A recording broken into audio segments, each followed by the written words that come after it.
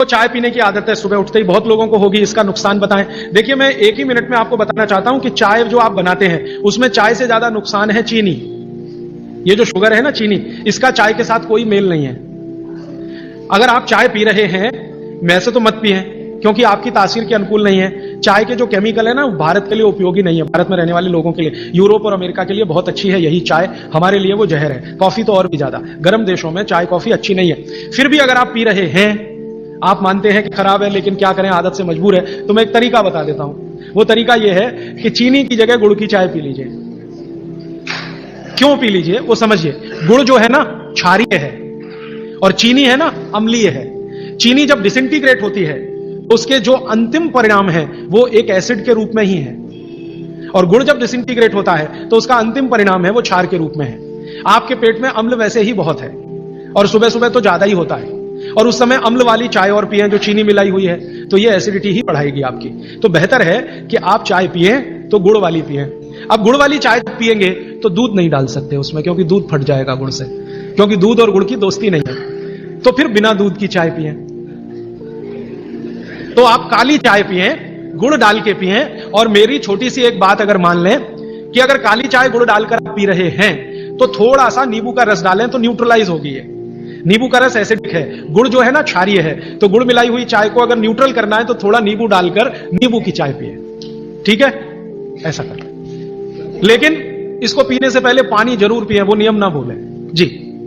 हाँ, इसलिए मैंने बोला कि गुड़ में जो है ना क्षार है और नींबू जो है एसिडिक है, तो क्षार अम्ल मिले तो न्यूट्रल होगा, तो न्यूट्रल चाय हो जाएगी जब आप पिएंगे। मैं नहीं चाहता कि क्षारीय तत्व भी ज्यादा जाए आपके पेट में, क्योंकि क्षार भी नुकसान करता है। तो गुड़ डाल दिया तो क्षारपन आया चाय में, तो थोड़ा 2-3 बूंद नींबू के रस की डालिए तो फिर न्यूट्रल हो जाएगा, वो आप पिए। तो जीवन भर आप बिना किसी दुख और तकलीफ के पी सकेंगे उसको। और अगर आपको बन पाए तो हरे पत्ते की चाय ही पिए। ये जो चाय आती है ना बाजार में, टी डस्ट, ये आप में से किसी के लिए भी अच्छी नहीं है। आपको अगर हरे पत्ते वाली चाय मिल रही है तो वो कम से कम इतना जरूर फायदा है कि वो एंटीऑक्सीडेंटल प्रॉपर्टी वाली है, क्योंकि हरे पत्ते को सीधे निकालकर सुखाकर आप बना रहे हैं। तो वो इससे बेहतर है जो चूरे वाली चाय आप पी रहे हैं, थोड़ी बेहतर है जी।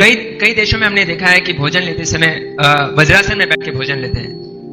तो ईस्टर्न कंट्रीज में करते हैं, इंडोनेशिया में, मलेशिया में, थोड़ा सा मंगोलिया में जाएं तो वहां भी करते हैं। वज्रासन में बैठकर वो लोग भोजन कर सकते हैं, आपके लिए उतना अनुकूल नहीं है, क्योंकि आपको भोजन के बाद वज्रासन करना अनुकूल है। भोजन करते समय आपके लिए सुखासन या उकड़ू बैठकर आसन वही अनुकूल है। अब ये क्यों है, एक दिन रुक जाइए, परसों मैं एक्सप्लेन करने ही वाला हूं। और मैंने ये भी नोटिस किया है कि यहाँ के लोग भोजन लेने के बाद शहद लेना वाजिब समझते हैं, इसलिए क्योंकि डाइजेशन में हेल्प करता है। लीजिए ना, मैंने मना नहीं किया, लेकिन जैन दर्शन का पालन अगर आप कर रहे हैं तो मत लीजिए। और अगर आप जैन दर्शन में पालन नहीं कर रहे हैं अपने जीवन को, तो आप शहद लेने के लिए स्वतंत्र हैं। जैन दर्शन में है तो मैं स्ट्रिक्टली बोलूंगा ना करें, क्योंकि उसमें हिंसा और अहिंसा की बात आएगी। शहद जो है ना जीव राशियों का समूह है, और बड़ी मक्खी के शहद में ज्यादा जीव राशियां।